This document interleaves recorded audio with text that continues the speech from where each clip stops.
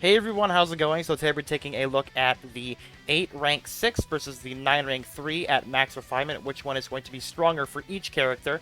Shout out to the Princess Connect Redive Reddit. If you head over here, shout out to user Restia. I think that's how you say it, Restia. But he made this entire thing, which is really, really kind of him. This will be linked in the description. I'll put a link to this, so if you don't want to hear me talk, you can just go through and see which characters that you have are going to be better at which rank, and you can keep them there or move them up to the next level. So without further ado, let's take a look here. Now you'll notice most of the frontline tanks. I don't know why they're using 6-star. This is 6-star art for Lima. This is Lima. In case you didn't know, I don't know why they're using 6-star arts apparently. Yeah, they have the 6-star art for Tamagi. Anyways, whatever. You'll notice that most tanks are going to be 8. So Lima, Miyako 8. Kuka is the only 9 I think here that's a big tank. We got 9. June obviously 8. Pekko is going to be 8. Nozumi is going to be 8. And I think that does it for the tank. Shizuru is going to be 8/9. Shizuru's kind of she kind of does everything, but she's not good at one thing. I don't know if her 6-star is good enough, but I know that as of right now, she's just kind of like, she does everything, but she just kind of doesn't excel at anything. So it's kind of like, she's kind of middle of the road. From what I can see, she is the only character that you can keep at refinement rank 8 or 9 ranker. It doesn't really matter. For waifu purposes, do whatever you want, but this is just for the maximum amount of damage and what their maximum kind of like purpose is and what they will do versus 8 rank versus 9 rank. You'll also notice here they have also the entire comparisons to show you the reasoning why that they have them selected here. Now there is a lot of detail here, and it kind of looks like Marisa versus Suzuna cheat, which is kind of funny. So let's take a look here. Let's just use a few characters. So most tanks you can see are going to have 8R6, except for Kuka, who's going to be 78, 10, 23, 5. She just has way better stats with the 9R, which is why she went with it. Kyori obviously is going to be an attacker. You're going to have the extra physical attack and the physical crit, as well as the TP boost and the TP retain, which is the reason why they want you to go for 9R. But pretty much, if you have there's some exceptions, like Misoji is going to be 8R, Kurami is going to be 8R, Shizuru can be either. There's just a whole bunch of other characters down here. Let's go through again. Yukari, another big character, Yukari is going to be 8R. Monica, another big character, 8R. Ninan, big character, 9R. Ilya is going to be 9R. Saren and Ana, 9R. Kokoro is going to be 8R. Rain is going to be 8R. Mitsuki, 9R. Kari, 9R. And Yori are going to be a 9R.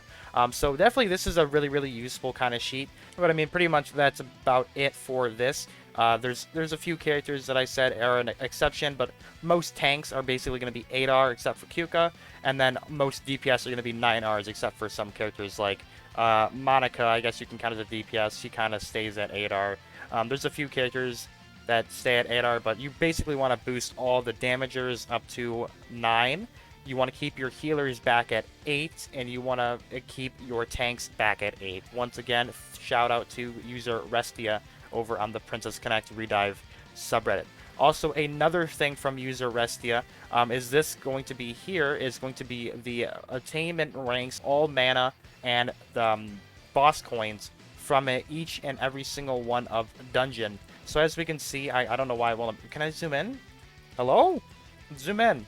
So obviously we are right here. This is going to be the very hard Sheercliff Ruins. This is as much as we're going to be getting. This is obviously without the packs that give you double drops from the area, like the packs and stuff that you get from the shop.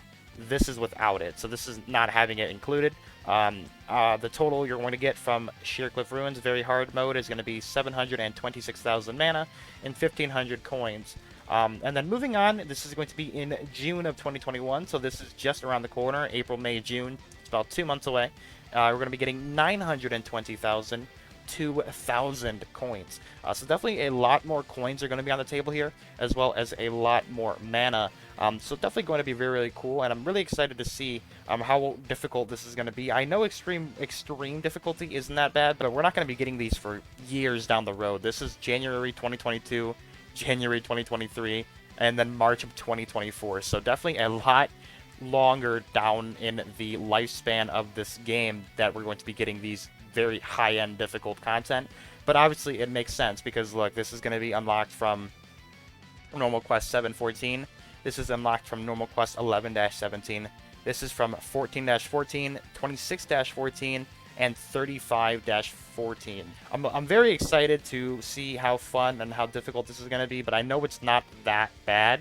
But I know once we get into the later ones, it actually becomes really difficult, even for whales at that point.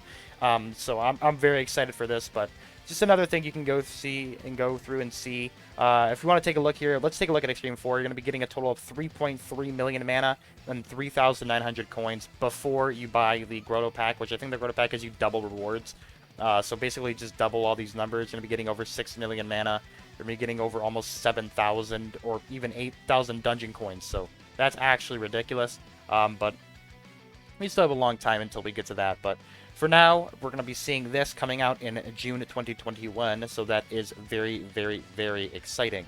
Now, one more thing that I thought would be important to this part of the video is also going to be from user Restia as well. This guy is an absolute beast when it comes to making these kind of guides and having these kind of setups. So shout out to this guy. He's an absolute god at doing this stuff. But here is just going to be the total amount of what placement each character has in their respective lineup. But as we can see, this is going to be in the complete order from as of April 16th. This is updated April 16th. The complete order of every character's placement. So you definitely can use this to your advantage, especially if you don't know which characters go in front. For example, I know Kiori places in front of Nozomi and Pecorine, which can be very annoying because I know most players are going to have Nozomi at least 3 stars. If you don't have Nozomi 3 stars, I highly recommend getting Nozomi, considering she starts off as 3 stars if you pull her, and then on top of that, you can buy her with dungeon coins. Even if you don't have her, you can just get her at 3 stars, which is really, really useful. But I know she's very good right here in the clan battle, so these 4 tanks in front of her are going to be what you want to use with her in clan battle. If not, she's going to get destroyed. Usually, she does get hit very, very hard, but this is just another small little useful thing. You get to see who places where. You can use this actually to your advantage because there's some characters who target the front 2 foremost characters on your team. Like they have abilities that target the 2 frontmost characters. So you can run, I don't know, let's see, we can run Miyako and June, which will be your 2 frontmost characters, and then you could run Kiori here so that she doesn't get hit from these 2 frontmost characters' abilities when they do damage to you. So definitely check this out as well. It's a little nice small thing. Definitely can help you out, and the placements are actually really, really useful, so you can see who gets targeted where, and it's mostly important for the tanks, obviously, and for some characters to see who stands in front. But yeah, I think that's going to do it for today's video, so let me know what you guys think. As once again, shout out to user Restia over on the Princess Connect Redive Wiki. Thank you everyone for watching. Have a wonderful day, guys. Peace out. I'll see you guys next time.